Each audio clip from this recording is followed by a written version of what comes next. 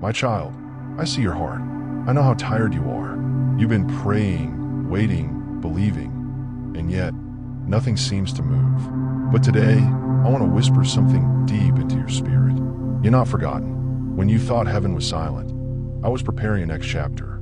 When doors closed, I was shifting the path that would lead you toward greater things. Every no was protecting you from something not meant for your journey. Every delay was setting divine alignment in motion. You've cried in secret, thinking I didn't see, but I caught every tear. You've whispered, "Lord, have you left me?" And my answer remains, "No, my child, I am still here." The story of your life is still unfolding, not ending. What looks like loss today will soon reveal purpose tomorrow. The season that felt empty will become the place where blessings overflow. I am the author, and I never leave a story unfinished. I am turning your pain into wisdom. I am turning your waiting into preparation.